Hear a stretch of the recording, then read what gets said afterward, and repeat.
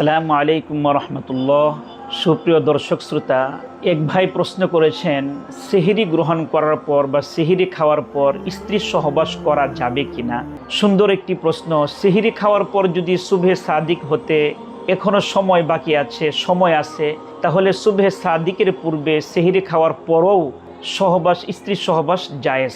তবে এই বিষয়টা খুব খেয়াল রাখতে হবে যাতে সহবাস কার্য সুবহে সাদিকের পূর্বেই বা সেহরির সময় শেষ হওয়ার পূর্বেই সহবাসের কাজ শেষ হয়ে যায়। কারণ যদি সুবহে সাদিকের পরেও সহবাস চলে তাহলে এই কারণে তার উপর কাজা এবং কাফারা উভয়টি আবশ্যক হবে। তাই এই ব্যাপারে খুব সতর্কতার সাথে চলা উচিত। একইভাবে আরেকটি বিষয়, সহবাস হওয়ার পর গোসল যখন ফরজ হবে, এই ফরজ গোসল যদি সুবহে সাদিকের পরেও করে তবুও কোনো সমস্যা নেই, রোজার কোনো ক্ষতি হবে না। তবে ফরজ গোসল হওয়ার পর গোসল করতে বেশি দেরি করা এটা গুনাহের কারণ হবে। তাই যত দ্রুত পারা যায় গোসল করে ফজরের নামাজের প্রতি গুরুত্ব দেওয়া উচিত। এক ভাই জানতে চেয়েছেন, রোজা অবস্থায় বিড়ি, সিগারেট, হুক্কা ইত্যাদি গ্রহণ করা যাবে কিনা। এই ব্যাপারে মাসআলা হচ্ছে, ফিকাহের বিখ্যাত গ্রন্থ রদ্দুল মুখতারে আসছে, ফতোয়ার গ্রন্থ, সেখানে আসছে বিড়ি, সিগারেট, হুক্কা ইত্যাদি রোজা অবস্থায় কেউ যদি গ্রহণ করে তার রোজা ভেঙে যাবে এবং পরবর্তীতে অবশ্যই এই রোজা কাজা এবং কাফারা উভয়টি ওয়াজিব হবে। এক ভাই জানতে চেয়েছেন, সাহরির জন্য মাইকে ঘোষণা দেওয়া, সাইরেন বাজানো এর বিধান কি।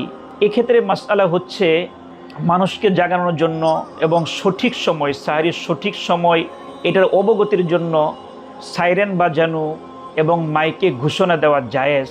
তবে এখানে এই বিষয়টা খেয়াল রাখতে হবে, বারবার ঘোষণা দেওয়া এবং বিভিন্ন ধরনের হাম, নাত, গজল ইত্যাদি বলতে থাকা এটা অনেকের বিরক্তির এবং কষ্টের কারণ হয়ে থাকে। তাছাড়া অনেক সময় দেখা যায় এই সময়টাতে অনেক ভাই আলহামদুলিল্লাহ সুম্মা আলহামদুলিল্লাহ তাহাজ্জুদ, জিকির আসকার আমলে থাকেন। কেউ যদি দীর্ঘ সময় মাইক ব্যবহার করতে থাকেন, হাম, নাত ইত্যাদি বলতে থাকেন, তা তাদের আমলের মধ্যে ব্যাঘাত সৃষ্টি করে, যা অত্যন্ত গুনাহ। তাই এক্ষেত্রে আমাদের করণীয় হচ্ছে দু একবার শুরু, শেষ বা মাঝের সেহরির সময়টা বলে দেওয়া, দীর্ঘ সময় মাইক ব্যবহার থেকে নিজেদেরকে বিরত রাখা কর্তব্য। এক ভাই প্রশ্ন করেছেন, সাহরির সুন্নত সময় বা সেহরি আমরা কখন খেলে পরে সুন্নত মুওয়াফিক হবে, এই বিষয়টি জানতে চেয়েছেন। সুন্দর একটি প্রশ্ন। এক্ষেত্রে শরীয়তের মাসআলা হচ্ছে, রাতের অর্ধাংশ অতিবাহিত হওয়ার পর সুবহে সাদিকের পূর্ব পর্যন্ত যে সময়ে সে খাবার গ্রহণ করবে এটা সেহরি হিসেবে গণ্য হবে এবং এটাই সুন্নত সময়। তবে উলামায়ে কেরাম এটাও বলেছেন, দ্বিতীয় আরেকটি মত, সেটি হচ্ছে পুরো রাতকে 6 ভাগে ভাগ করবে। যেমন সূর্য অস্ত যাওয়ার পর থেকে সুবহে সাদিক পর্যন্ত 12 ঘন্টা সময়। উদাহরণস্বরূপ এই 6 ভাগ করার পর শেষ ভাগ অর্থাৎ শেষ 2 ঘন্টা যে সেহরি গ্রহণ করা হয় এটাই মূলত সুন্নত সময়। এতে অনেকগুলো ফায়দা। এক তো হচ্ছে সেহরি খাওয়ার পরেই ফজরের সালাত বা নামাজের সময় হয়ে যাবে, তখন তার দ্বারা নামাজ কাজা হয়ে যাওয়ার সম্ভাবনা কম থাকবে।